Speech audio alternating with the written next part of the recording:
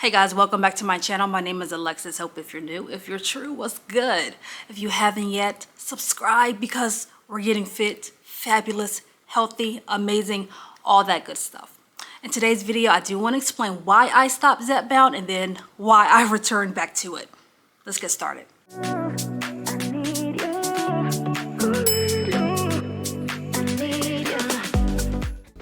So I started Zepbound February of 2025.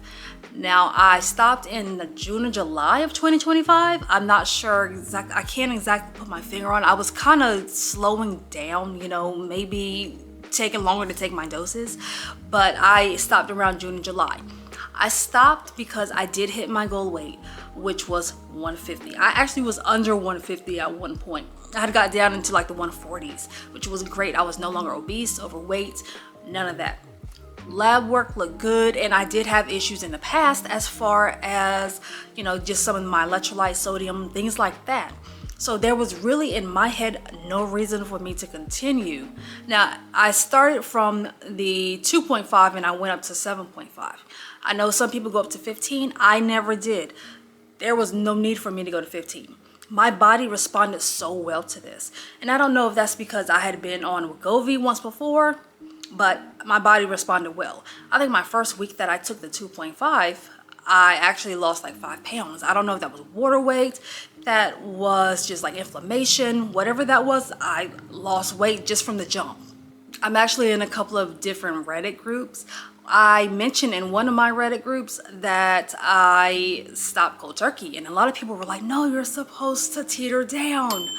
I did not, and I did not because I didn't feel like it was really necessary.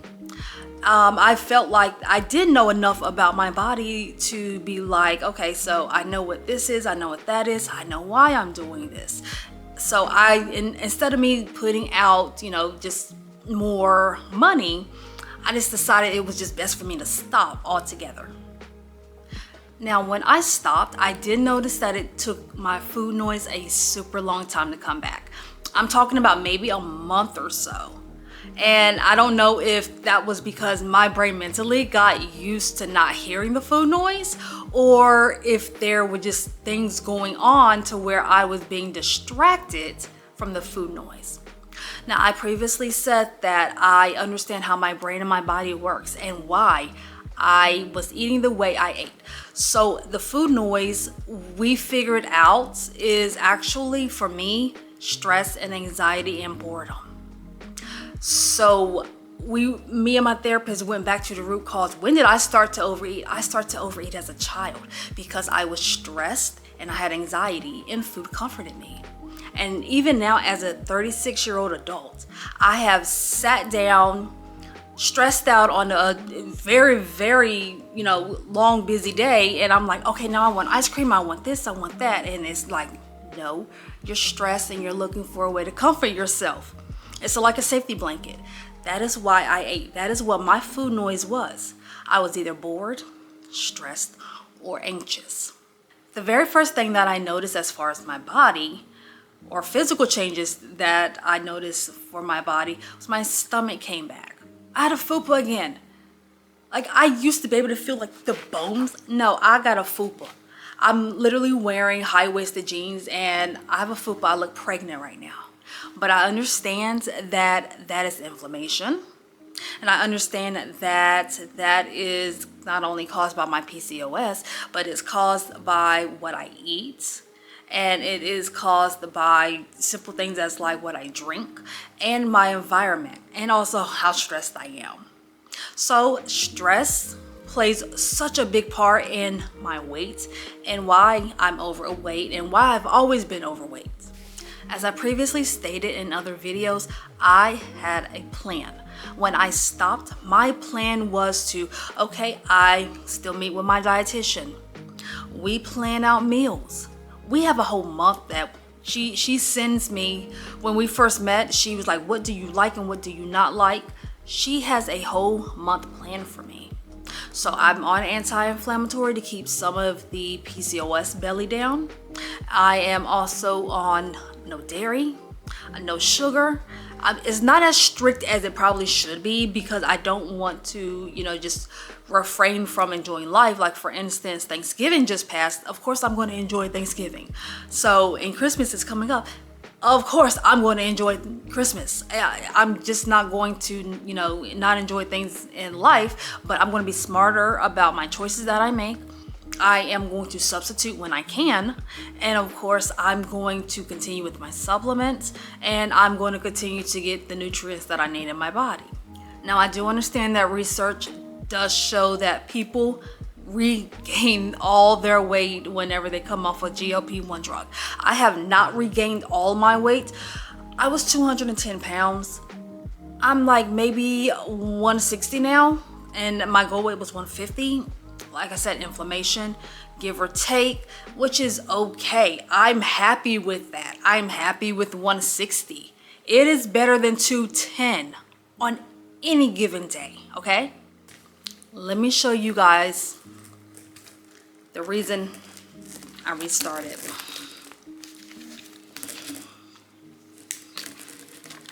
This is a CPAP mask.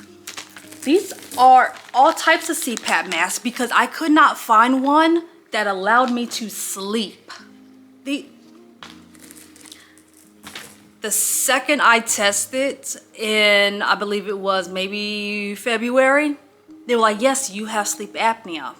But I never had another test since, losing all this weight. So they were like, well, we're going to start you low, because sleep apnea does not necessarily go away because you lose weight. I had to learn that as well. There are very small people who also have sleep apnea, so it's not always about weight, okay?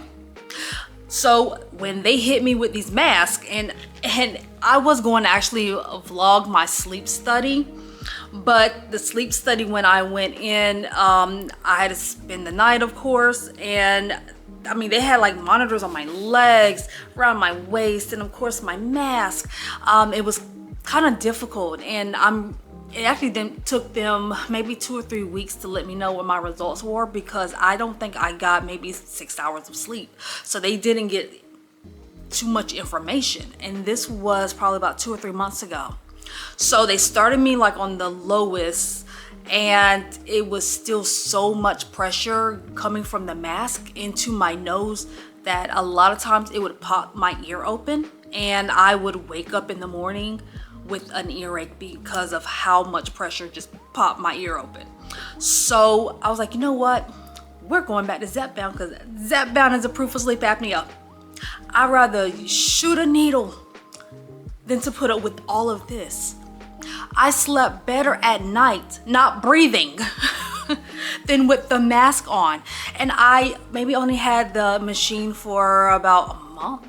And I understand it takes time, but when you're miserable all night because of the machine, it defeats the purpose. Remember, I previously said that the first time I was on the 2.5, I lost 5 pounds. I'm back on the 2.5, and I probably have lost nothing. Probably have lost nothing. And I'm wondering if my body is just responding differently. The food noise is still there, and I do realize that it's me being bored or stressed or anxious. So that is still there. That has not gone. Unlike the previous time that I first took it and it was not there anymore. So that is interesting to me. I am also not facing constipation issues.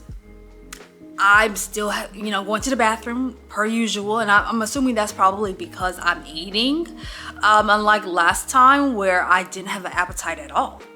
But I'm still eating. I am still, I'm still me. I'm just able to sleep now. Apparently, it is pretty common to slowly lose weight again once you've restarted a medication. So I am going to pay attention to my weight this time, and of course I'm going to continue to keep you guys updated, maybe like weekly weigh-ins. Since I've restarted, we're going to see exactly what my weight is every single week, and we're going to see how fast or how slow I lose weight, because first time, amazing.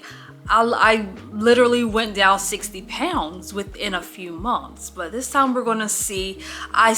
Really haven't noticed too much of a change. Like I said, I think a lot of it is inflammation, and of course you cannot out supplement a bad diet.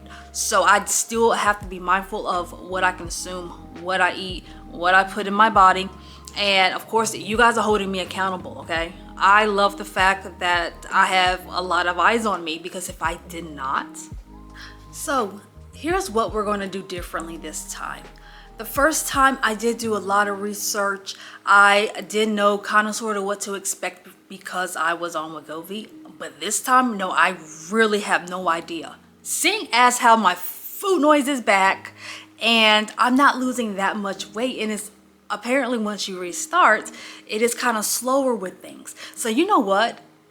I'm curious to see how this is going to go. And because I did hit my goal weight and I'm not as big as I was, I'm okay with slowly losing weight.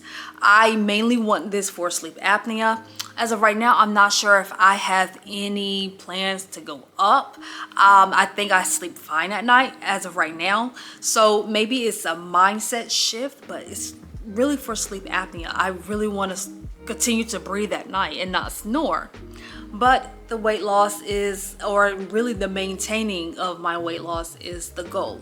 But like I said, you cannot out supplement a bad diet. So I am still going to be meeting with my nutritionist. Luckily my insurance pays for that. So we have our meal plan. Whether or not I feel like doing it,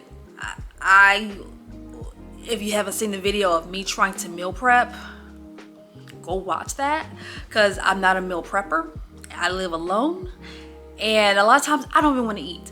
So just shifting my mindset, shifting the way I think, and just making sure I hold up my end of the bargain, because these GLP-1 drugs, they're not going to work if you don't hold up your end. Now I am starting to get out of the house more. I know it's colder, but luckily where I live at now, we have a gym on site and I'm kind of like 2 feet from it. So I really have no excuse. I'm also starting to follow a lot of YouTubers who, do at-home workouts. And it's just really nice to be able to work out at my home when it's cold, but nothing beats going into the gym and lifting up weights. So I'm trying to make sure I do that, tone my body. My butt is still gone. It's okay. She's coming back. We got this. So that's what we're doing now. That is the game plan. So my advice to those of you who are thinking of stopping or who have stopped and you're thinking about restarting, definitely be patient. Have a plan. Know your triggers. Know your body. Because if you stop, your food noise comes back and then you go back to eating. All of this hard work was for nothing. Okay? Don't let it be for nothing. So always have a plan. Now, as I'm restarting, I have no idea what to expect, but I know what I can control, and that's what I consume. And that's what I put in my body. Little small changes make a big difference. And definitely, if you've restarted before, help a sister out, because what can I expect? Because I have no idea. Did you guys lose weight slowly? Did the food noise eventually go away? I have to take my shot. I just remembered that I have to. So I have to put that back in my routine again. But yeah, if you guys restarted, let me know. I want to know what your experience was. And if you're thinking about stopping, I also want to know, what is your plan? What are you guys going to do? So I thank you guys for watching this video. And of course, there's so much more to come. I'll see you in the next one.